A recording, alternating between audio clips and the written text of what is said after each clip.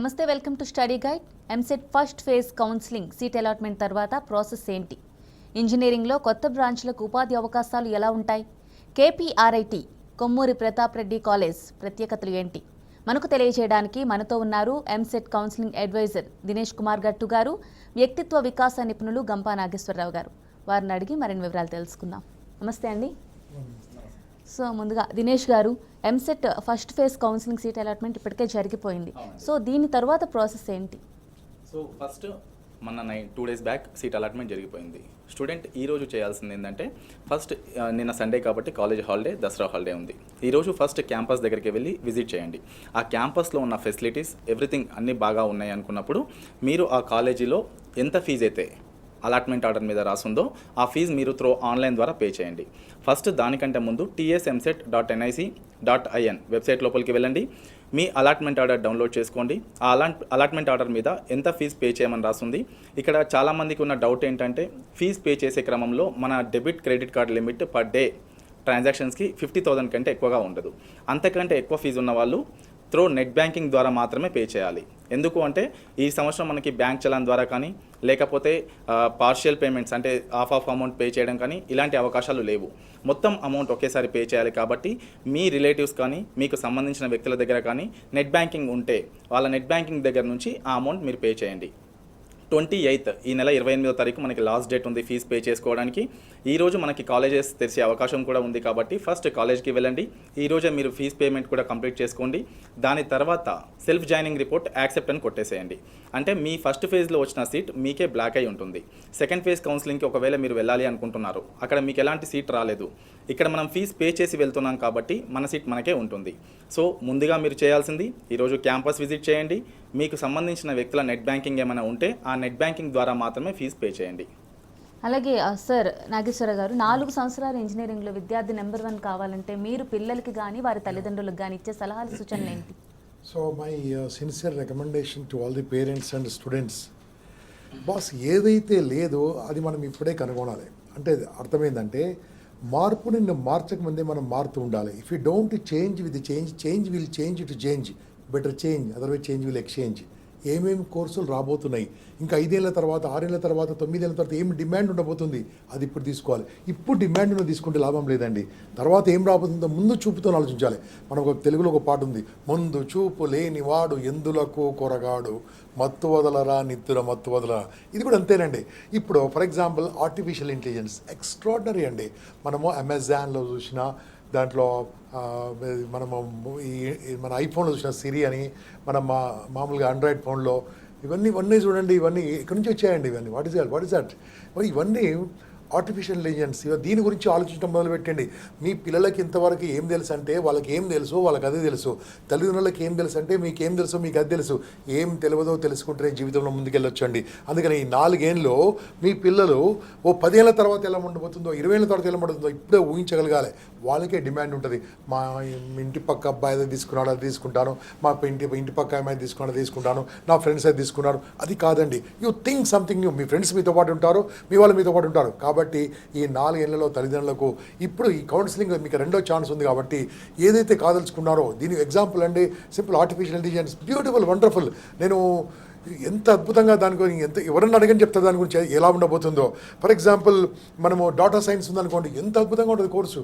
So ఇవే ఇంకా మన దినేష్ గారికి చాలా బాగా చెప్తా దాని గురించి. నేను ఒక జనరల్గా చెప్తున్నాను, ఈ ఫ్యూచర్ మొత్తం ఇదే ఉంది కాబట్టి బాగా ఆలోచించండి. This I want to say. Right sir, call రెడీగా ఉంది. హైదరాబాద్ నుంచి మాట్లాడదాం. ఉషారాణి గారు. హలో మేడం, చెప్పండి. మాట్లాడండి, ఏం అడగాలనుకుంటున్నారు అడగండి. హలో చెప్పండి మేడం.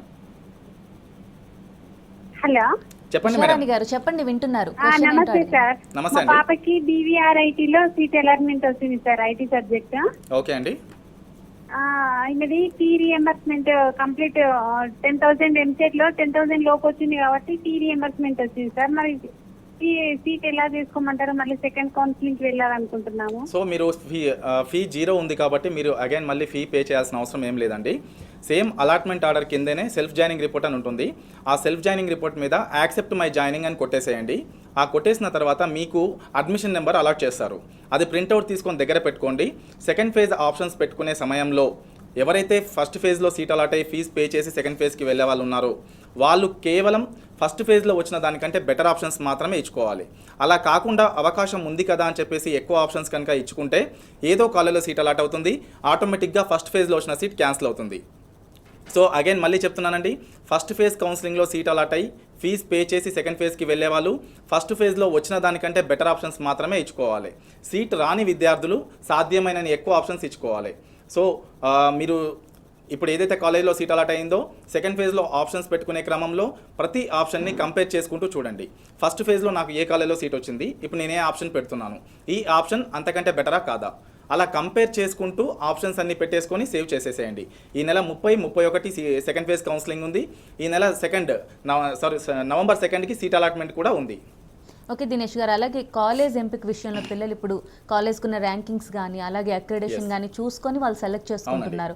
సో కేపీఆర్ఐటీకి ఎటువంటి ర్యాంకింగ్స్ ఉన్నాయి, అలాగే దీనివల్ల పిల్లలకు కలిగే ప్రయోజనాలు ఏంటి? ముందుగా మన కాలేజీలో ఫస్ట్ ఫేజ్ కౌన్సిలింగ్లో ఈసీఈ సిఎస్సి బ్రాంచెస్ కంప్లీట్గా ఫిల్ అయిపోయాయి. The only reason KPRIT is having NBA and NAAC accreditation. NBA accreditation national board of accreditation అంటే కేంద్ర ప్రభుత్వానికి సంబంధించిన సంస్థ. ఈ సంస్థ ఒక కాలేజీలో facilities, faculty, placements, student pass percentage, infrastructure and campus hostel, ఈ ఫెసిలిటీస్ అన్నీ కూడా పర్ఫెక్ట్గా ఉంటేనే ఒక కాలేజ్కి ఎన్బిఏ అక్రిడేషన్ వస్తుంది. కేపీఆర్ఐటీ కాలేజ్కి ఎన్బిఏ అక్రిడేషన్ ఉంది, అది ఆల్రెడీ ప్రూఫ్ అయింది ప్లేస్మెంట్స్ విషయంలో. ఇప్పుడు ఫస్ట్ ఫేజ్ కౌన్సిలింగ్లో సీట్ అలాట్మెంట్ విషయంలో కూడా ఆల్మోస్ట్ 99.9% ఫిల్ అయిపోయినాయి. సో దానికి ప్రాబ్లం లేదు. Next NAAC accreditation. NAAC accreditation వచ్చేసి ఈ 6 ఏవైతే ఉన్నాయో టాపిక్స్, కరిక్యులర్ సంబంధిత అంశాలు అంటే కాలేజ్లో syllabus, next teaching learning evaluation, research consultancy and extension, learning infrastructure, student support progression, governance, leadership management, innovation, best practices, ఈ అంశాలని ఆధారంగా ఒక కాలేజ్కి న్యాక్ అక్రిడేషన్ ఇస్తారు. తెలంగాణలో ఎన్బిఏ న్యాక్ అక్రిడేషన్ ఉన్న కాలేజు 201 ఇంజనీరింగ్ కాలేజెస్లో మహా అయితే 50-60 కాలేజీలకి మాత్రమే ఈ ఎన్బిఏ న్యాక్ అక్రిడేషన్ ఉంది. కేపీఆర్ఐటీ కాలేజ్కి కూడా ఎన్బిఏ న్యాక్ అక్రిడేషన్ ఉంది.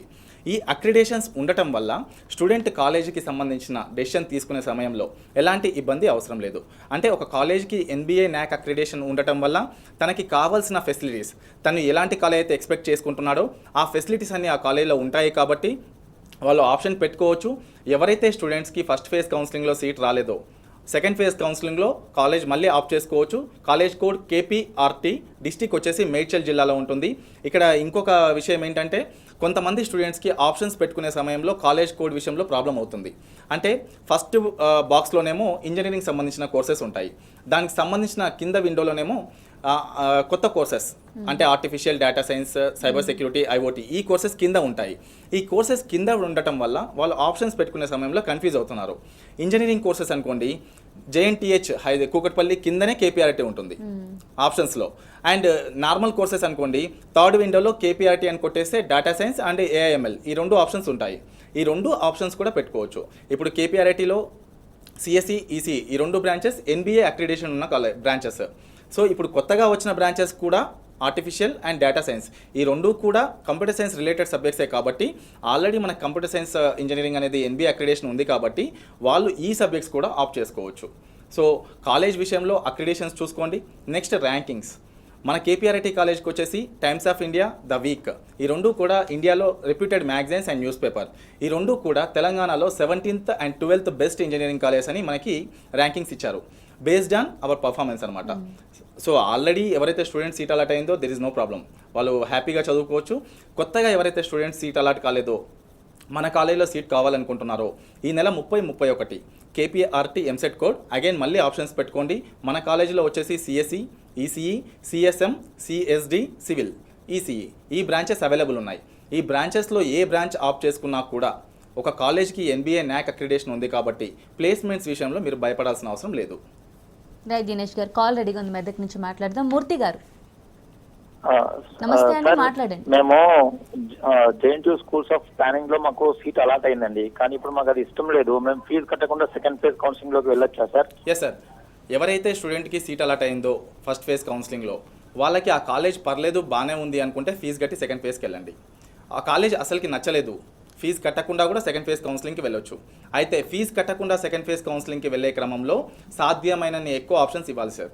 ఒకవేళ మీరు తక్కువ ఆప్షన్స్ ఇచ్చిన తర్వాత సీట్ అలాట్ కాలేదు, నాకు ఫస్ట్ ఫేజ్లో వచ్చింది కావాలి అంటే ఇవ్వరు. ఎవరైతే ఫీజు కట్టి వెళ్తారో సెకండ్ ఫేజ్లో ఎక్కడ రాకపోతే ఫస్ట్ ఫేజ్ సీట్ వాళ్ళకే ఉంటుంది. ఫీజు కట్టకుండా వెళ్తారో సెకండ్ ఫేజ్ కౌన్సిలింగ్లో సాధ్యమైన ఎక్కువ ఆప్షన్స్ ఇచ్చుకుంటేనే సీట్ వచ్చే అవకాశం ఉంది. ఇప్పుడు ఆల్మోస్ట్ మనకి యాజ్ పర్ స్టేట్ కౌన్సిల్ చెప్పిన సర్వే వాళ్ళు చెప్పిన అనాలిసిస్ ప్రకారము దాదాపు ప్రైవేట్ ఇంజనీరింగ్ కాలేజెస్లో 71.49% సీట్స్ అన్నీ ఫిల్ అయిపోయాయండి. అందులో కంప్యూటర్ సైన్స్ రిలేటెడ్ సబ్జెక్ట్స్ అన్నీ కూడా 90% సీట్స్ ఫిల్ అయిపోయినాయి. సో ఇదొక్కటి మీరు మైండ్లో పెట్టేసుకొని ఆప్షన్స్ పెట్టుకునే ముందు సాధ్యమైన ఎక్కువ ఆప్షన్స్ పెట్టుకోవడానికే ట్రై చేయండి. దినేష్ గారు కాల్ రెడీగా ఉంది, హైదరాబాద్ నుంచి మాట్లాడదాం. వెంకటేష్ గారు మేడం, నా పేరు వెంకటేష్. చెప్పండి క్వశ్చన్ అంటే చెప్పండి. వెంకటేష్ గారు మీ వాయిస్ వినిపించట్లేదు, కొంచెం గట్టిగా మీరేం అడుగుదాం అనుకుంటున్నారో అడగండి. ఇప్పుడు వినిపిస్తుందా మేడం? వినిపిస్తుంది, చెప్పండి చెప్పండి. వెంకటేష్ గారు. Good morning sir. నా పేరు ఏంటంటే, నా క్వశ్చన్ ఏంటంటే, ఇప్పుడు ఫస్ట్ ఫేజ్ లో స్లాట్ లో సీట్ వచ్చినప్పుడు ఆన్లైన్ లో పేమెంట్ కట్టి రిజిస్ట్రేషన్ నెంబర్ వస్తే సక్సెస్ అయిపోయినట్టే, నో మోర్ యాక్షన్ రిక్వైర్డ్, కరెక్టా అండి? అవునండి, కరెక్ట్. ఓకే. సెకండ్ ఏంటంటే, సపోజ్ ఒకవేళ అమ్మాయి కానీ ఇంకొక సెకండ్ ఫేజ్ లో ఇంకొక కాలేజ్ సెలెక్ట్ చేసుకోవాలంటే, ఒకవేళ దీనికన్నా బెటర్ ఆప్షన్స్ కాలేజెస్ సెలెక్ట్ చేసి చాయిస్ ఉన్న చోట ఒకవేళ క్లిక్ అయితే ఫస్ట్ ఆప్షన్ ఫీజు కట్టేసాం కాబట్టి అది క్యాన్సిల్ అయ్యి సెకండ్ ఆప్షన్ కి మేము వెళ్ళొచ్చా, వెళ్ళకూడదా? సో ఇక్కడ ఏంటంటే మీరు ఫస్ట్ ఫేజ్ కౌన్సిలింగ్లో ఎక్స్ అనే కాలేజ్లో సీట్ వచ్చిందండి, మీరు అక్కడ ఫీజు పే చేసి సెకండ్ ఫేజ్కి వెళ్ళారు. సెకండ్ ఫేజ్లో వై అనే కాలేజ్లో సీట్ వచ్చింది అంటే సెకండ్ ఫేజ్లో ఒక కాలేజ్లో సీట్ వచ్చింది అంటే దాని అర్థం ఆటోమేటిక్గా ఫస్ట్ ఫేజ్లో వచ్చిన సీట్ క్యాన్సిల్ అవుతుంది. So second phase is final అనమాట. అదే కాలేజ్లో మీరు చదువుకోవాలి. ఏదైతే ఫీజు మీరు ఫస్ట్ ఫేజ్లో పే చేశారో ఆ ఫీజు సెకండ్ ఫేజ్ కౌన్సిలింగ్లో సీట్ అలాట్ అయిన కాలేజ్కి ట్రాన్స్ఫర్ అవుతుంది. మీరు దాని గురించి వరి అవ్వాల్సిన అవసరం లేదు. ఒకవేళ ఎక్స్ట్రా అమౌంట్ మీరు ఏమైనా పే చేయాల్సి ఉంటే అగైన్ ఆన్లైన్లో మీరు అమౌంట్ పే చేసుకోవాలి. మీకు ఏదైనా అమౌంట్ వచ్చేది ఉంటే అది మీ అకౌంట్కే ఆన్లైన్ ట్రాన్స్ఫర్ అయిపోతుంది. Okay sir. అలాగే ఏ బ్రాంచ్కి ఎటువంటి ఉపాధి అవకాశాలు ఉంటాయి? ముఖ్యంగా కంప్యూటర్ సైన్స్లో ఆర్టిఫిషియల్ ఇంటెలిజెన్స్ కానీ మిషన్ లెర్నింగ్ కానీ డేటా సైన్స్లో ఎటువంటి ఉపాధి అవకాశాలు ఉంటాయి? సింపుల్గా ఏంటంటే ఇంజనీరింగ్లో ప్రతి ఒక్క బ్రాంచ్కి కూడా సేమ్ అవకాశాలు ఉంటాయండి. ఈరోజు మన లాస్ట్ టైం సార్ చెప్పినట్టు కూడా ఇంజనీరింగ్లో ప్రతి బ్రాంచ్ ఏ బ్రాంచ్ లేకున్నా కూడా ఈ సృష్టి మనుగడ కష్టం. అంటే ప్రతి ఒక్క బ్రాంచ్ అవసరం. ఎలక్ట్రికల్ ఇంజనీరింగ్, ఈరోజు కరెంట్ కావాలన్నా, సివిల్ ఇంజనీరింగ్ బిల్డింగ్స్ కానీ రోడ్స్ కావాలన్నా, మెకానికల్ ఇంజనీరింగ్ మెషిన్స్ తయారు చేయాలన్నా, కార్స్ బైక్స్ ఏదైనా సరే, ఎలక్ట్రానిక్స్ అండ్ కమ్యూనికేషన్ ఈరోజు మనం వాడే మొబైల్స్ ఏదైనా సరే, కంప్యూటర్ సైన్స్ సాఫ్ట్వేర్ మీకు తెలుసు అందరికీ కూడా. సో ఈరోజు ఈ బ్రాంచ్కి ఆ బ్రాంచ్కి అనే అవకాశాలు కాదు, ప్రతి ఒక్క బ్రాంచ్కి సమానమైన అవకాశాలు ఉన్నాయి. అయితే ఎలాంటి కాలేజీలో మనం చదివినాం కూడా మనకు చాలా ఇంపార్టెంట్. ఇప్పుడు మీకు చెప్పాను NBA NAC అక్రిడేషన్ లాంటి కాలేజీలో చదవడం వల్ల ఏ బ్రాంచ్ చదివినా కూడా ప్రాబ్లం లేదు. అయితే ఎస్పెషల్లీ ఈ సంవత్సరం కంప్యూటర్ సైన్స్లో కొత్తగా ఇంట్రడ్యూస్ చేసిన బ్రాంచెస్, కొత్తగా మీన్స్ తెలంగాణలో మాత్రమే కొత్తగా, ఇవి ఆల్రెడీ వచ్చి చాలా సంవత్సరాలు అవుతుంది. ఇక్కడ JNTU ఉస్మానియా యూనివర్సిటీ ఏదైతే NASSCOM కానీ AICTE కానీ ministry of human resource development కానీ వీళ్ళు చేసిన సర్వేస్ ప్రకారము భవిష్యత్తులో ఏ బ్రాంచ్కి అయితే ఉపాధి అవకాశాలు ఎక్కువగా ఉంటాయో ఆ బ్రాంచెస్ని వీళ్ళు బయటికి తీసి ఆ బ్రాంచెస్ని ఇంట్రడ్యూస్ చేయమని చెప్పారు. దాంట్లో ఎక్కువ ఉపాధి అవకాశాలు ఫ్యూచర్లో ఉండటానికి అవకాశం ఉన్న branches artificial intelligence and machine learning, దాని తర్వాత డేటా సైన్స్. మనకి నరేంద్ర మోడీ గారు చెప్పిన విషయం ఏంటంటే artificial intelligence will unlock the unique potential of each person and will empower them to contribute more effectively to the society. అంటే ఆర్టిఫిషియల్ ఇంటెలిజెన్స్ యొక్క importance ఎంత గొప్పగా ఉందో అందరికీ తెలిసిపోయిన విషయమే. ఈరోజు మనము ఆర్టిఫిషియల్ ఇంటెలిజెన్స్ అనగానే మనం బ్రాంచ్ చూడగానే CSE అనుకుంటున్నాము. బట్ నాట్ ఓన్లీ CSE అండి, automobile industry, finance sector, health sector, agriculture sector and automobile industry, A industry అయినా సరే ఆర్టిఫిషియల్ ఇంటెలిజెన్స్ వల్ల చాలా యూజ్ ఉంది. ఫర్ ఎగ్జాంపుల్ ఈరోజు మనము ఎక్కడో ఒక మార్కెట్లో కొత్త కార్ వచ్చింది, MG హెక్టార్ కావచ్చు, ఇంకేదైనా కార్ కావచ్చు, కేవలం వాయిస్ కమాండ్స్తోనే మనం ఆపరేట్ చేయగలుగుతున్నాం. అంటే సింప్లీ ఆర్టిఫిషియల్ ఇంటెలిజెన్స్ అనమాట. ఈరోజు మొబైల్లో అందరికీ తెలిసిన యాప్స్ తెలుసు. ఐఫోన్ తీసుకుంటే సిరి యాప్ కానీ, గూగుల్ తీసుకుంటే గూగుల్ అసిస్టెంట్స్ కానీ, నెక్స్ట్ అలెక్సా యాప్ కానీ, ఈ యాప్స్ అన్నీ కూడా జస్ట్ మన వాయిస్ కమాండ్స్తోనే ఆన్సర్స్ చేస్తున్నాయి. మనం ఒక నెంబర్కి కాల్ చేయమంటే చేస్తున్నాయి. గేమింగ్ ఇండస్ట్రీలో కూడా చాలా అద్భుతమైన భవిష్యత్తు ఉంది ఆర్టిఫిషియల్ ఇంటెలిజెన్స్కి. So artificial intelligence and machine learning ఈ రెండు కలిసిన కాంబినేషన్ ఏదైతే ఉందో, యాజ్ పర్ మనకి లాస్ట్ ఇయర్ NASSCOM కానీ లేకపోతే అసోచామ్ కానీ ఈ సర్వేస్ ప్రకారము 3500 జాబ్స్ వేకెన్సీస్ ఖాళీగా ఉన్నాయి ప్రొఫెషనల్స్ లేక. ఎస్పెషల్లీ ఫీమేల్ స్టూడెంట్స్, వీళ్ళకి చాలా అవకాశాలు ఉన్నాయి. ఎందుకంటే వీళ్ళు సివిల్ మెకానికల్ లాంటి బ్రాంచెస్ చూస్ చేసుకొని ఫీల్డ్ ఏరియాకి వెళ్ళి వర్క్ చేయడం వాళ్ళకి ఇష్టం ఉండదు. ఇలాంటి ఫీమేల్ స్టూడెంట్స్ ఎవరైతే ఉన్నారో వీళ్ళకి అద్భుతమైన బ్రాంచ్. ఈరోజు మనం మార్కెట్లో ఓన్లీ CSE అనుకుంటున్నాము. CSE ఓకే, సిఎస్సిలో ఆర్టిఫిషియల్ ఇంటెలిజెన్స్ అనేది అద్భుతమైన బ్రాంచ్ కాబట్టి ఈరోజు మనం జాయిన్ అవుతున్నాము. ఈరోజు మార్కెట్ మనకు అవసరం లేదు. ఆఫ్టర్ 4 years ఎలా ఉంటుంది అది మనము ఊహించుకొని జాయిన్ అవుతే చాలా అద్భుతంగా ఉంటుంది. ఇప్పుడు మన కాలేజ్కి సిఎస్సి బ్రాంచ్కి ఎన్బి అక్రిడేషన్ ఉంది. కాలేజీలో ఫ్యాకల్టీ కూడా ఆల్రెడీ ఐఐటీస్ ఎన్ఐటీస్ ద్వారా ట్రైన్డ్ అయ్యారు. అండ్ మన కాలేజ్ కూడా IIT Bombay remote centre. So ఇన్ని అవకాశాలు ఉన్నప్పుడు ఆర్టిఫిషియల్ డేటా సైన్స్ లాంటి సబ్జెక్ట్స్కి అద్భుతమైన ఫ్యాకల్టీ ఉంది అండ్ ల్యాబ్స్ కూడా రెడీగా ఉన్నాయి. సో ఈ బ్రాంచెస్ చూస్ చేసుకోవడం అసలు తప్పే లేదు. ఇకపోతే next data science. Data science సింపుల్గా చెప్పాలి అంటే ఒకప్పుడు మన అంటే సృష్టి ప్రారంభమైనప్పటి నుంచి ఇప్పటివరకు అంటే నడవాలి అంటే ఏదో ఒక ఇంధనం ఉండాలి. అంటే మన బైక్ నడవాలంటే పెట్రోల్ ఏ విధంగానో ఈరోజు ఒక వ్యాపారం నడవాలి అంటే డేటా మీదనే డిపెండ్ అయి ఉంది. జనరల్గా డేటా స్ట్రక్చర్డ్ అన్స్ట్రక్చర్డ్ డేటా ఉంటుంది, అందరికీ తెలుసు అది. అయితే ఒక పెద్ద కంపెనీ కొన్ని కోట్ల డేటాని సింప్లిఫై చేసి వాళ్ళ టార్గెట్ కస్టమర్స్ ఎవరు వాళ్ళని మాత్రమే టార్గెట్ చేయాలనుకున్నప్పుడు ఇలాంటి డేటా సైన్స్ చేసిన ఇంజనీరింగ్ స్టూడెంట్స్ని తీసుకుంటారు. డేటా సైన్స్ చేసిన ఇంజనీర్ని ఏమంటారంటే జనరల్గా మార్కెట్లో డేటా సైంటిస్ట్ అంటారు. ఈ డేటా సైంటిస్ట్ ఈ డేటాని స్ట్రక్చర్డ్ అన్స్ట్రక్చర్డ్ డేటాని కంపెనీకి ఈరోజు అవసరాలకు ఏమున్నాయి, భవిష్యత్ అవసరాలు ఏంటి దృష్టిలో ఉంచుకొని ఈ డేటాని సరిగా వాళ్ళు వినియోగించుకొని వాళ్ళ మార్కెట్ అవసరాల కొద్దీ ఆ డేటా ద్వారా వాళ్ళ బిజినెస్ని చేసుకోగలుగుతారు. ఈరోజు మనం ఫైనాన్స్ తీసుకుంటున్నాము. ఫినాన్స్లో నెంబర్ ఆఫ్ ట్రాన్సాక్షన్స్ జరుగుతుంటాయి. ఇంత ట్రాన్సాక్షన్ సింప్లిఫై చేసేసి ఒక కస్టమర్కి అర్థమయ్యే భాషలో వాళ్ళకి చూపించాలి అనుకుంటే అది డేటా సైన్స్ చేసిన వ్యక్తికే సాధ్యం. నెక్స్ట్ ఈ డేటా సైన్స్లో కాంపోనెంట్స్ ఉంటాయండి.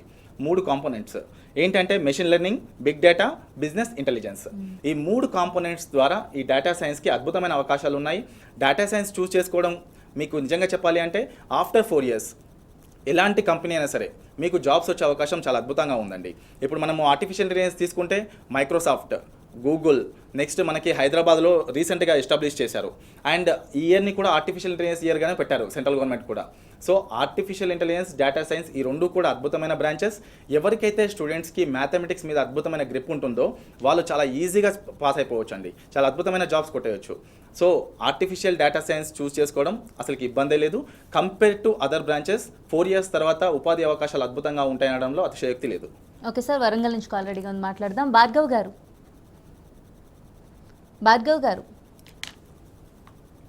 హలో భార్గవ్ గారు. హలో భార్గవ్ గారు చెప్పండి. మేడం, నేను ఈ కేపీఆర్ఐటీలో సైబర్ సెక్యూరిటీ అనే కాన్సెప్ట్ ఒక కొత్త బ్రాంచ్ క్రియేట్ చేశారు కదా. చెప్పండి. దాంట్లో ఫ్యాకల్టీ ఎలా ఉంటుంది అండ్ ఎలా డిఫరెంట్ ఉంటుంది? సిఎస్సికి సైబర్ సెక్యూరిటీ ఈ సెపరేట్ బ్రాంచ్ కదా సార్. మన కాలేజీలో ఆర్టిఫిషియల్ ఇంటెలిజెన్స్, డేటా సైన్స్ మాత్రమే ఉందండి, సైబర్ సెక్యూరిటీ లేదు. బట్ సైబర్ సెక్యూరిటీ కూడా అద్భుతమైన బ్రాంచ్ అండి. మీరు ఈరోజు పేపర్లో కానీ బయట కానీ చాలా చూస్తుంటాము సైబర్ నేరాలు ఎన్ని జరుగుతున్నాయి బికాజ్ ఆఫ్ డేటా సెక్యూరిటీ లేకపోవడం వల్ల. మనం ఆన్లైన్లో పేమెంట్ చేస్తున్నప్పుడు పైన మనకి వెబ్సైట్ పక్కనే HTTPS అని ఉంటుంది, అంటే సెక్యూరిటీ సర్వర్ అనమాట. అలాంటి సర్వర్స్లో ఎలాంటి ప్రాబ్లం ఉండదు. నార్మల్ సర్వర్స్లోనే మనం పేమెంట్ చేయడం వల్ల చాలా ఇబ్బందులు జరుగుతుంటాయి అండ్ పేమెంట్లో కూడా చాలా నష్టం జరుగుతుంటుంది. కొన్ని గవర్నమెంట్కి సంబంధించిన సీక్రెట్ డేటా కూడా సెక్యూరిటీ సర్వర్స్ అవసరము. ఒక్కొక్కసారి గవర్నమెంట్కి సంబంధించిన వెబ్సైట్స్ కూడా హ్యాక్ అయినాయని వింటుంటాము. అంటే భవిష్యత్తులో ఇలాంటి ఇబ్బందులు లేకుండా సైబర్ సెక్యూరిటీ చేసిన ఇంజనీర్లకి అద్భుతమైన అవకాశాలు ఉన్నాయి. అటు ప్రైవేట్ రంగంలో కానీ ప్రభుత్వ రంగంలో కానీ సైబర్ సెక్యూరిటీకి అద్భుతమైన అవకాశాలు ఉన్నాయి. బట్ కంపేర్ చేసుకుంటే యాజ్ పర్ నాస్కామ్ కానీ అసోచామ్ కానీ వీళ్ళు చెప్పిన దాని ప్రకారము నెక్స్ట్ 10 yearsలో ఎక్కువ జాబ్స్ ఉండే అవకాశం ఆర్టిఫిషియల్ మెషిన్ లెర్నింగ్, డేటా సైన్స్లో ఉంటుంది. కాబట్టి first preference artificial data science, తర్వాత సైబర్ సెక్యూరిటీకి వెళ్ళండి. రైట్. అలాగే నాగేశ్వరరావు గారు, అంటే స్టూడెంట్ ఇంటర్ వరకు చదివినప్పుడు జనరల్ సబ్జెక్ట్స్ అందరికీ ఒకే సబ్జెక్ట్ ఉంటుంది. ఈ విధంగా మనకి బ్రాంచెస్ ఉన్నా వెరీ లెస్ బ్రాంచెస్ ఉంటాయి. ఇప్పుడు ఇంజనీరింగ్కి వచ్చేటప్పటికి మొత్తం అంతా న్యూ సబ్జెక్ట్స్ ఉంటాయి. సో స్టూడెంట్ ఒకటేసారి ఒక కొత్త ప్రపంచంలోకి వస్తాడు, ఒత్తిడికి కూడా గురయ్యే అవకాశం ఉంది. ఒత్తిడిని జయించాలంటే ఏం చేయాలి? అసలు ఫస్ట్ ఆఫ్ ఆల్ ఇంజనీరింగ్లో ఒత్తిడే ఉండదండి, చాలామంది అనుకుంటారు. కాకుండా ఏంటంటే మిగతా అన్ని డిగ్రీల్లో అయితే ఇయర్లీ 1 ఎగ్జామ్ ఉంటుంది, ఇంజనీరింగ్లో 6 నెలలకు ఎగ్జామ్ ఉంటుంది. సెమిస్టర్ సిస్టమ్ ఎప్పటికెప్పుడో కంప్లీట్ అయిపోతూ ఉంటుంది. తర్వాత దీంట్లో ముందే మీరు ఎంచుకొని ఇంజనీరింగ్ అవ్వడానికి వచ్చారు కాబట్టి మీరు ఇంజనీరింగ్ మీ యొక్క హార్డ్ స్కిల్స్తో పాటు సాఫ్ట్ స్కిల్స్ కూడా నేర్చుకోండి. వ్యక్తిత్వ వికాసంలో అంటే పర్సనల్ డెవలప్మెంట్, కమ్యూనికేషన్ స్కిల్స్, ఎలా మాట్లాడాలి, ఎలా మనసులో ఉన్న మాట బయటకు చెప్పగలగాలి, ఇలాంటివన్నీ కూడా నేర్చుకోవడం. దాంతోపాటు ఇంగ్లీష్ లాంగ్వేజ్ అది కూడా ఇప్పుడు మీకు ఇంకా ఎగ్జామ్, ఇంకా కాలేజ్ స్టార్ట్ టైం ఉంది కాబట్టి నేర్చుకోవడం మొదలెట్టండి. కాలేజీకి వెళ్ళిన తర్వాత కూడా నేర్చుకుంటూ ఉండండి, అప్పుడే మీ లైఫ్ చాలా బాగుంటుందండి. రేపు నా డాటా సైన్స్ తీసుకున్నా, మెషిన్ లెర్నింగ్ డాటా సైన్స్ తీసుకున్నా, ఆర్టిఫిషియల్ ఇంటెలిజెన్స్ తీసుకున్నా, ఇవన్నీ దాంట్లో ఏం కావాలి, ఇంగ్లీషే కావాలి 100%. ఆ లాంగ్వేజ్ మీద కమాండ్ కూడా పెంచుకోండి. కాబట్టి దీంతో మ్యాథ్స్ అని 100% మ్యాథ్స్ అక్కర్లేదు, మీ క్రియేటివిటీ అనలిటికల్ థింకింగ్ ఉండి చాలండి, దీంట్లో అద్భుతంగా రాణిస్తారు మీరు. అది దానికోసం ఇవన్నీ కూడా మీరు ఇప్పటి నుంచే నేర్చుకోవాల్సిన అవసరం ఉంది. దాంతోపాటు మీరు దీంట్లో ఉన్నప్పుడు కొన్ని బ్యాడ్ హ్యాబిట్స్ అవన్నీ ఉంటాయి, అట్రాక్షన్స్ చాలా వస్తూ ఉంటాయి. బ్యాడ్ హ్యాబిట్స్ అని చెప్పను, సరే యూత్గా ఎంజాయ్ చేయండి, కాకుంటే దానికి అడిక్ట్ కాకుండా సరదాగా ఉంటూ మీ చదువుకున్న మీ యొక్క చదువు అనేది మీ గోల్ను మర్చిపోకుండా మిగతాన్ని చేస్తే బ్యాలెన్స్గా ఉంటుంది. అంతేకాని మీరు ఇవన్నిటి కాకుండా దాంట్లో పడిపోయారనుకోండి, మళ్ళీ తర్వాత ఎందుకు పనికి రాకుండా వెళ్ళిపోతారు. So what I want to say, take care of your enjoyment, take care of your studies, take care of your life. ఈ 4 ఏళ్ళ లైఫ్, 4 ఏళ్ళ ఇంజనీరింగ్ నీ జీవితాన్ని ఇస్తుంది. కాబట్టి 4 ఏళ్ళు కష్టపడి ఇష్టపడి చదువుకోండి. This I want to say. Okay sir, Adilabad నుంచి ఆల్రెడీగా ఉంది, మాట్లాడదాం. సంధ్య గారు హలో. నమస్తే అండి, మాట్లాడండి. హలో, అంటే ఇప్పుడు మాకు ఫస్ట్ రౌండ్లో టీకేఆర్ కాలేజ్ వచ్చింది, మాకు సెకండ్ రౌండ్లో వేరే కాలేజ్ మేము చూద్దాం అనుకుంటున్నాము. ఓకే, అంటే ఇన్ కేస్ మంచి కాలేజ్ వస్తుందేమో అని. Okay. సో ఫీ 70,000 ఇప్పుడు కట్టాలి అని అంటున్నారు. సో అది కట్టాలా, లేకపోతే లాక్ చేయడానికి 10,000 అలా ఫీజు ఉంటుందా? లేదండి. 70,000 ఈ ఫస్ట్ ఫేజ్ కౌన్సిలింగ్లో మీరు ఏదైతే ఫీజు పే చేస్తున్నారో ఈ ఫీజు స్టేట్ కౌన్సిల్కి వెళ్తుంది, Telangana state council for higher education.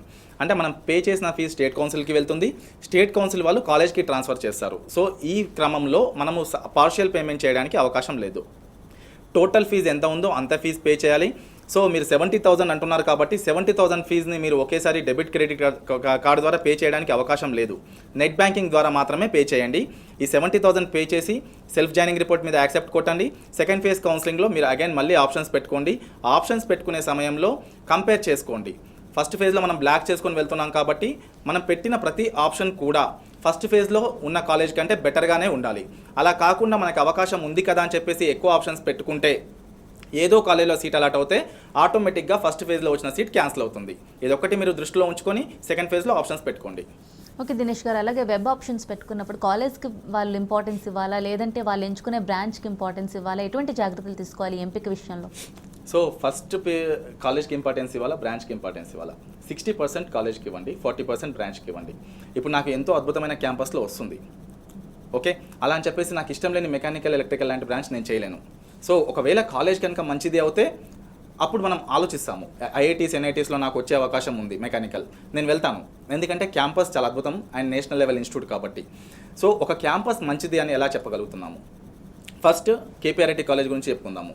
NBA NAC accreditation ఉన్న college, 22 acres green campus and well equipped faculty and lab, అద్భుతమైన ఫెసిలిటీస్ ఉన్నాయి. కొత్తగా ఇంట్రడ్యూస్ చేసిన బ్రాంచెస్ ఏవైతే ఉన్నాయో వాటికి సంబంధించిన ఫ్యాకల్టీ కూడా రెడీగా ఉన్నారు. దాని తర్వాత ల్యాబ్, కాలేజ్లో ల్యాబ్ లైబ్రరీ చాలా అద్భుతంగా ఉంటుంది. డిజిటల్ లైబ్రరీ కూడా అవైలబుల్ ఉంది. ఎవరైతే రూరల్ నాన్ లోకల్ స్టూడెంట్స్ వస్తున్నారో వాళ్ళకి ఇన్ క్యాంపస్ హాస్టల్ ఫెసిలిటీ కూడా ఉంది. ఎందుకంటే లాస్ట్ టైం మనం చాలామందిని చూసాము, వేరే కాలేజ్లో జాయిన్ అయిన వాళ్ళు ఎక్కడో బయట రూమ్లో ఉండేసి కాలేజ్కి వెళ్ళడం ఇబ్బందిగా ఉన్నప్పుడు ఆ బయట అకామిడేషన్ ఫెసిలిటీ కూడా సరిగా లేకపోవడం వల్ల అటెండెన్స్ పర్సెంటేజ్ తగ్గుతుండేది. అలాంటి స్టూడెంట్స్కి ఇన్ క్యాంపస్ హాస్టల్ ఫెసిలిటీ కూడా ఉంది. నెక్స్ట్ ఇప్పుడు మనం బ్రాంచ్ గురించి చెప్పుకున్నాము. కేపీఆర్ఐటీలో NBA NAC అక్రిడేషన్ ఉంది కాబట్టి మీరు ఏ బ్రాంచ్ అయినా కూడా ప్రాబ్లం లేదు. అది ఆర్టిఫిషియల్ ఇంటెలిజెన్స్ కానీ, డేటా సైన్స్ కానీ, CSE కానీ ఏ బ్రాంచ్ చూస్ చేసుకున్నా కూడా అద్భుతమైన అవకాశాలు ఉన్నాయి. ప్లేస్మెంట్స్ విషయానికి మీకు ప్రాబ్లం లేదు. ఎందుకంటే కాలేజ్లో సీడ్ అనే ఒక ప్రోగ్రామ్ ఉంది. అలాంగ్ విత్ అకాడమిక్స్ మనము 2 hours వాళ్ళకి కావాల్సిన computer languages Python, C++, Java, next 2 hours communication skills. ఇప్పటిదాకా సార్ చెప్పాడు, నిజంగా చెప్పాలంటే ఇంజనీరింగ్ స్టూడెంట్స్కి కమ్యూనికేషన్ స్కిల్స్ చాలా ఇంపార్టెంట్. అది కనుక లేకపోతే చాలా కష్టం అవుతుంది. సో సీడ్ అనే ఫెసిలిటీ కూడా ఉంది కాబట్టి కేపీఆర్ఐటీ కాలేజ్ చాలా అద్భుతంగా ఉంటుంది. ఓకే అండి, దినేష్ గారు, నాగేశ్వర గారు, అంటే ఈ టైంలో పిల్లలకి ఏ అయితే ఇన్ఫర్మేషన్ కావాలో ఆ ఇన్ఫర్మేషన్ చాలా క్లుప్తంగా వివరించారు. ధన్యవాదాలు. Thank you. ఇది వాళ్ళ స్టడీ గైడ్. మరో ఎపిసోడ్లో మళ్ళీ కలుద్దాం. అంతవరకు చూస్తూనే ఉండండి 10 News.